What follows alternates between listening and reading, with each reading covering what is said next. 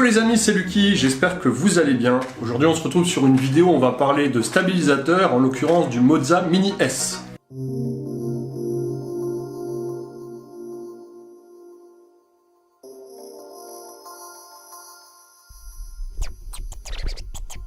Twinkle, twinkle, little star.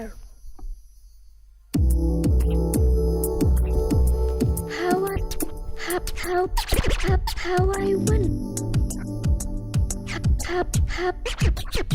How I won.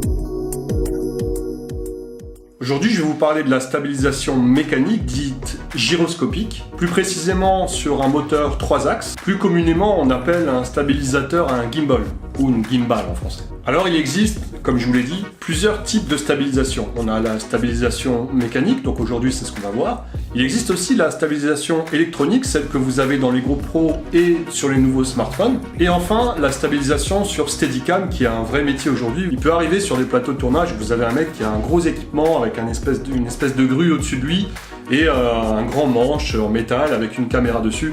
Ça, c'est un Steadicam. Mais aujourd'hui, je vais pas vraiment vous parler des Steadicamers. On va plutôt se concentrer sur les stabilisations abordables, celles qu'on peut retrouver sur les boîtiers de type caméra ou appareil photo, et surtout les stabilisateurs pour les smartphones ou les GoPro. Alors, il y a plusieurs acteurs principaux sur le marché de la stabilisation gyroscopique et sur les gimbals.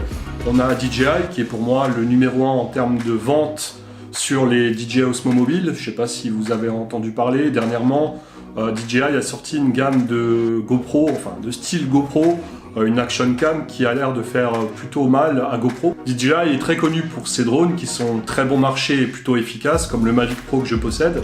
Et enfin, dernièrement, j'ai acheté chez DJI un stabilisateur, le Ronin S, qui est vraiment efficace et qui permet de faire des plans très stabilisés, mais qui est un petit peu lourd. Donc ça, c'est pour la partie DJI qui est vraiment, je pense, celui qui fait le plus de chiffre d'affaires.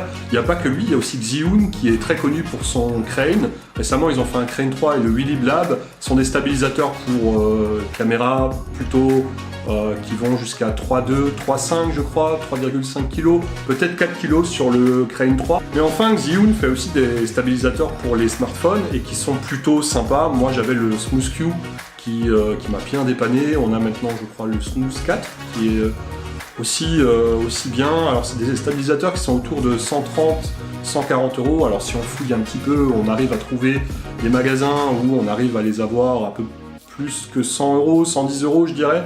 Et donc Moza qui eux aussi font de la stabilisation, je crois, hein, si je raconte pas de bêtises, qui font vraiment que ça. Ils sont spécialistes dans les stabilisateurs gyroscopiques, plutôt aussi pour les caméras beaucoup plus lourdes. Je crois qu'ils font de la stabilisation, enfin des stabilisateurs qui supportent jusqu'à 5 kg. Donc plutôt efficace. Et aujourd'hui, je vous présente le Mini S de chez Moza, qui est très compact, comme vous pouvez le voir. Il se plie et se déplie, qui est plutôt confortable pour pouvoir le mettre dans un sac. La principale raison de cet achat, c'est que je l'ai payé à peine 89 € sur Amazon, et je sais qu'en fouillant aussi un petit peu sur des marchés un peu plus gris, on arrive à le trouver aux alentours de 60-70 €, donc vraiment pas cher pour un stabilisateur dit haut de gamme. Alors je dis haut de gamme, mais évidemment, si on devrait faire la comparaison avec les autres stabilisateurs, ils se valent tous à 2-3 exceptions près. La deuxième raison qui a fait que j'ai acheté ce stabilisateur, c'est quand vous mettez votre téléphone ici, vous avez une prise micro USB qui est juste là et vous allez pouvoir recharger votre smartphone en même temps que vous utilisez le gimbal, et s'appuiera sur la batterie du gimbal. Vous allez me dire oui, mais ils le font tous en fait, ils proposent tous de recharger son téléphone via le gimbal directement, mais celui-ci, vous avez le troisième axe qui est un petit peu décalé,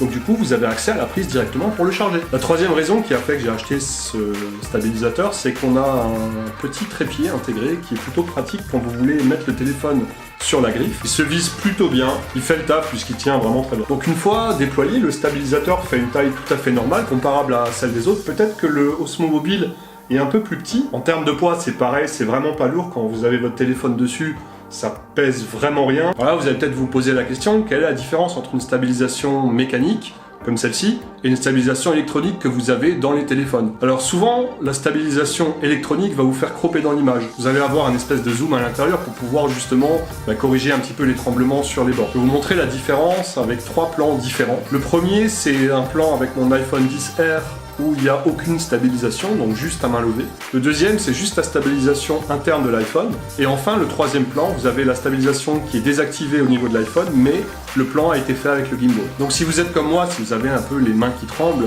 et que vous avez l'habitude de bouger un petit peu quand vous prenez vos plans, d'avoir un stabilisateur, forcément vous allez éviter de voir vos tremblements et les fautes dans vos prises de plan. Évidemment, avoir un stabilisateur, ça fait pas tout, il faut être créatif, il faut trouver, imaginer des plans. Aujourd'hui, je vous ai montré juste un aperçu de ce qu'on peut faire et ce qu'on peut réaliser comme plan avec un stabilisateur. Mais très bientôt, quand j'aurai fini ma série de tutos sur comment exploiter au maximum son boîtier en mode manuel, je vous ferai une vidéo entièrement avec un téléphone et un stabilisateur. Vous allez ainsi voir qu'on peut faire vraiment des images cinématographiques avec un téléphone. Donc voilà, cette vidéo s'achève, j'espère qu'elle vous aura plu. N'hésitez pas à vous abonner et à activer la cloche pour voir les prochaines vidéos. N'hésitez pas non plus à vous servir de l'espace commentaire pour poser une question, n'importe laquelle, j'y répondrai. Et mettez un like, ça fait toujours plaisir. À bientôt, ciao!